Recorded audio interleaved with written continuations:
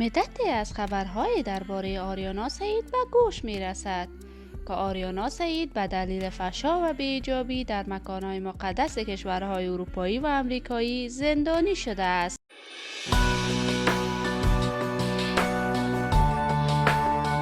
ما خواستیم که اصل موضوع و قضیه را پیدا کرده و برای شما عزیزان نشر کنیم. اگر می خواهید از این حقیقت اطلاع حاصل نمایید، بیننده ویدیویمان باشید و برای دیدن ویدیوهای دیگرمان چینل ما را سابسکرایب نمایید. منشأ این خبر صفحه مولانا بهشتی است که این خبر را با چند تصویر نشر کرده و نوشت که چند روز قبل آریانا سعید در یکی از کشورهای اروپایی به دلیل اینکه بی‌حجاب بود توسط مردم و پلیس توقف داده شد و اینکه مردم بالای آریانا سعید کار نکند و بر وی آسیب نرساند، پلیس به خاطر حفاظت از وی او را زندانی ساخت. گزارش های می رساند که وی در منطقه سیاه‌پوستان مافیایی رفته بود که هر کسی جرأت رفتن به آنجا را ندارد.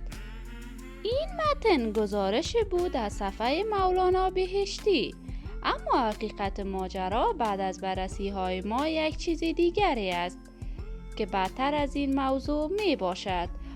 آریانا سعید مدت است بنابر مشکلات شخصی که دقیقا معلوم نیست چی است روزانه به عبادتگاه ادیان مختلف می رود، از جمله مسلمانان، عیسویان، هندوها و بعضی ادیان دیگر، و هر روز در یک معبد، مسجد و کلیسا رفته و به دعا و نیایش می پردازد. اما در همین اواخر آریانا سعید که ملاقات کاری مهم داشت می خواسته بعد از دعا کردن به معبد به ملاقات کاری برود که ایشان ایجاب لازم را در آن معبد نداشته و همین موضوع باعث دردسر عظیم برایشان می گردد.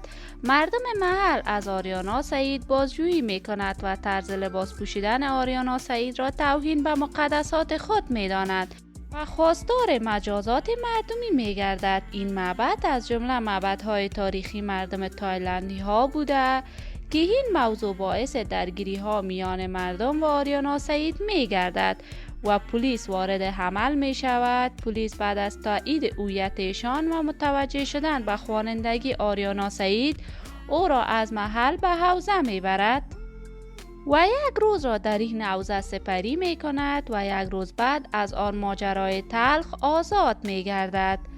اکثرا رسانه ها این موضوع را غیر موثق می داند و نقل قول ضعیف می گویند. بعضی رسانه ها این موضوع را به دوربین مخفی ربط داده که آن زن شبیه آریانا سعید است، نه خود آریانا سعید. به هر صورت ما برای ملکه دلها آریانا سعید آرزوی موفقیت های بیشتری داریم. شما هم می توانید نظریات خود را راجع به عملها و کارکردهای آریانا سعید در کامنت با ما شریک بسازید. ممنون که تا این دم بیننده ویدیوی من بودید. اگر تا هنوز دوست چینل من نشدید، پس برای دوست شدن با من علامت سابسکرایب را فشار دهید. تا درودی دیگر، بدرود.